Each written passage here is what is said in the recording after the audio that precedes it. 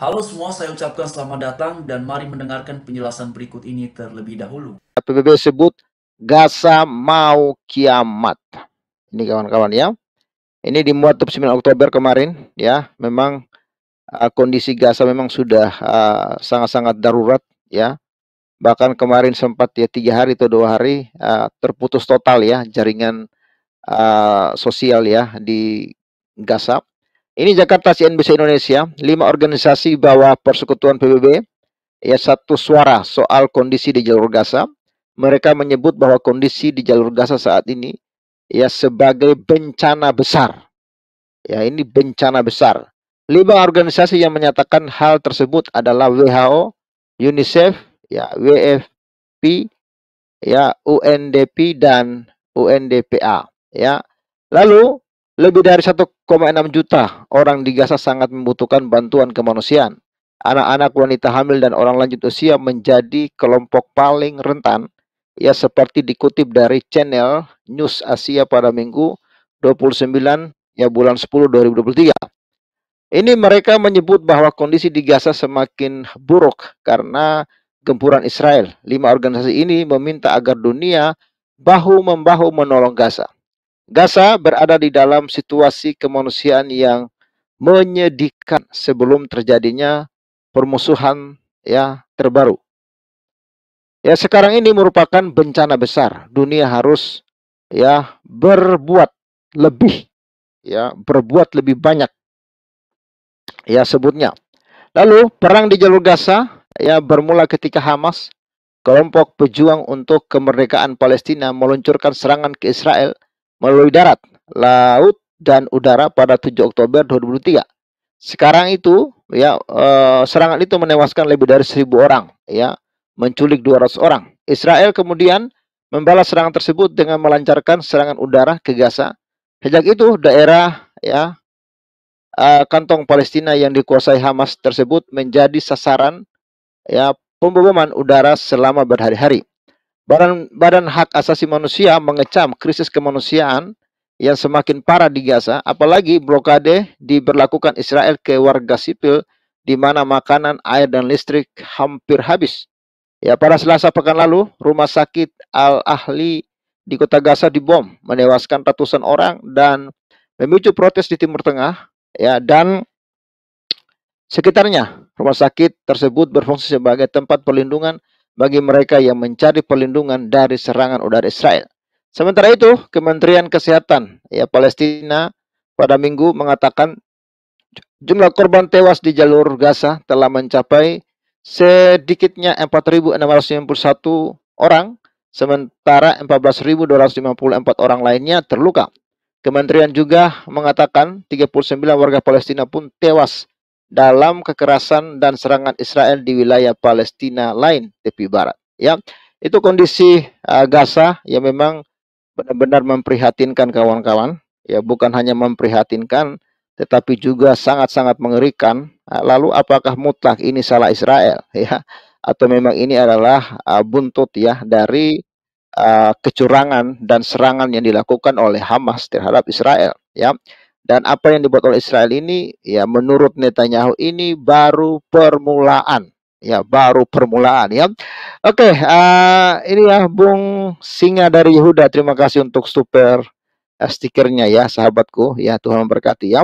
Ya kawan-kawan, kita lihat ya bagaimana informasi terbaru ya yang terjadi di Gaza saat ini. Demikian teman-teman cuplikan videonya sebagaimana sudah kita simak bersama satu penjelasan dari Bang Pavel ya, dan karena itu bagaimana menurut kalian. Dan satu hal yang kemudian tidak bisa dipungkiri bahwa situasi yang sudah berlangsung hampir 4 minggu antara Israel versus Hamas sejak tanggal 7 Oktober yang lalu telah memunculkan banyak opini di kalangan masyarakat kita di Indonesia, bahkan juga di tengah-tengah masyarakat dunia ya, ataupun masyarakat internasional. Lalu kemudian kawan-kawan semua, di sini juga ada pembahasan terkait dengan ini dia ya, ini beberapa waktu belakangan bahwa ratusan polisi dan 2 water cannon ya kawal demo bela Palestina di depan McDonald Palu kawan-kawan ya. Jadi Bapak Ibu semua, beberapa hari yang lalu memang ini juga ramai sekali ya, ada aksi damai ataupun aksi demo ya terhadap McDonald kawan-kawannya, karena dikatakan bahwa beberapa waktu yang lalu ya pihak dari McDonald ini katanya menyumbangkan ya ataupun memberikan makanan ke tentara Israel. Lalu di sini kawan-kawan ini dia ya dikatakan bahwa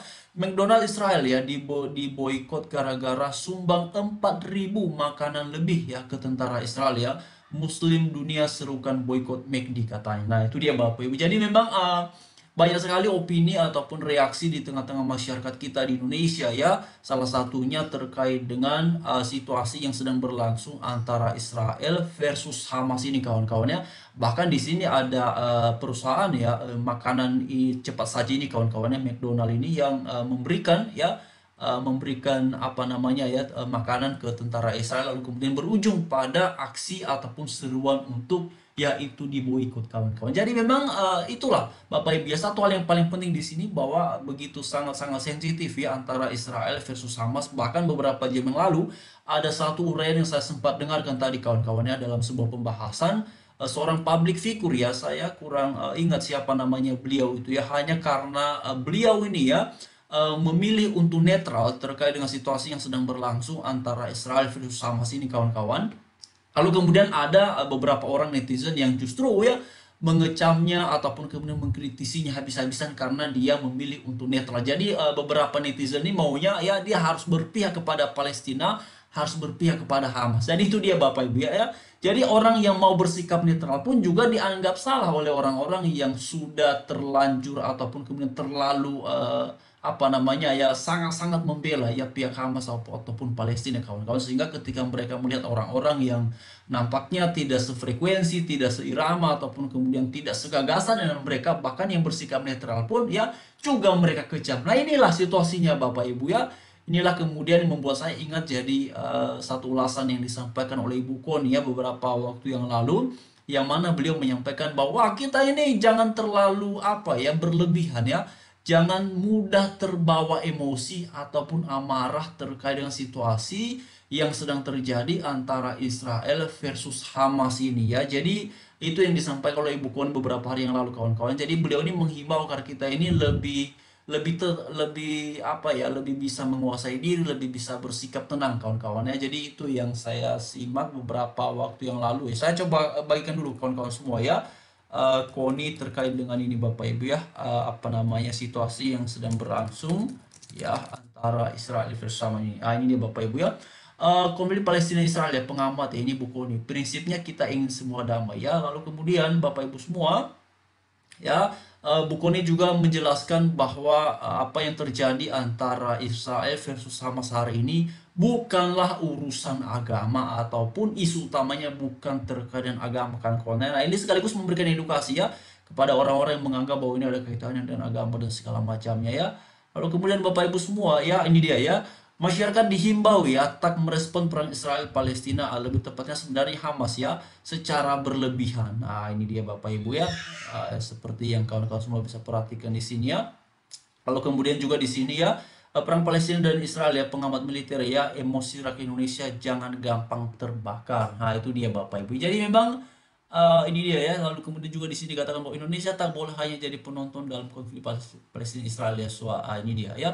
Jadi Bapak Ibu semua, ini satu pesan yang baik sebenarnya yang disampaikan oleh Ibu Kun ya terkait dengan apa yang sedang terjadi antara Israel versus Hamas ya beberapa waktu belakangan ini. Karena memang satu hal yang tidak bisa dipungkiri bahwa memang beberapa orang ya di bangsa kita, di masyarakat kita ini nampaknya memang gampang sekali apa namanya terbawa suasana ya, terbawa kondisi kalau bicara mengenai Israel versus Palestina ataupun terutama dalam hal ini kawan-kawannya sejak dari tanggal 7 Oktober itu adalah versus Hamas ya. Jadi Bapak Ibu semua ya itulah situasinya. Jadi saya lihat orang-orang yang nampaknya sangat anti terhadap Israel maunya Israel ini pun seperti lampu ini kawan-kawan, lampu dinding ya, maunya ditiup langsung habis ya. Jadi itu dia Bapak Ibu ya. Tetapi ya kita semua lihat banyak banget yang memang sudah memberikan kecaman terhadap Israel, tetapi nampaknya Israel masih kokoh berdiri ya, masih berada pada posisi seperti yang disampaikan oleh Perdana Menterinya Benjamin Netanyahu beberapa waktu yang lalu Bapak Ibu ya, bahwa mereka akan terus-terusan ya melakukan serangan terhadap Hamas di Gaza karena mereka menargetkan Hamas ini di bumi hanguskan. Nah, itu dia Bapak Ibu ya. Itu dia memang situasinya dan itulah ya satu hal yang kemudian tidak bisa dipungkiri. Bahkan kemarin ada satu ulasan yang kita bahas kawan-kawannya terkait dengan situasi di sana, yang korbannya sudah mencapai hampir 10.000, Bapak Ibu, sudah lewat dari 9.500-an orang, kawan-kawan. Jadi memang angkanya sudah sangat tinggi sekali, dan karena itulah sebenarnya ya, apa yang paling penting atas situasi yang seperti ini adalah bukan tentang berpihak kepada siapa ya, tetapi bagaimana situasi ini cepat mereda. Karena begini, kawan-kawan, justru kalau semakin ini ya, satu mengecam, satu berpihak pro dan kontra dan segala macamnya, apakah itu kemudian akan membuat suasana semakin mereda? Ya, kita sudah melihatnya selama lebih dari 3 minggu terakhir ya, ada pro dan kontra, ada mengecam, ada yang memuji dan segala macamnya. Apa kemudian situasinya membaik? Tidak, kawan-kawan, situasinya tidak membaik ya. Justru situasinya ini semakin memanas ya, karenanya ketika tadi saya dengar ada satu public figure yang kemudian memilih posisi netral, ya saya pikir itu memang satu sikap yang merupakan haknya ya, satu sikap yang itu terserah dia lah mau pro dan kontra ya. Tapi saya lihat tadi ada apa namanya, ada penjelasan mengapa kemudian dia memilih sikap seperti itu, karena ya dia lebih memilih dan lebih mengharapkan agar di sana segera terjadi situasi yang kondusif, situasi yang normal, kawan-kawan. Itu yang kemudian membuatnya ya, katanya, apa sih yang membuat saya harus berpihak ya? Apakah saya harus berpihak?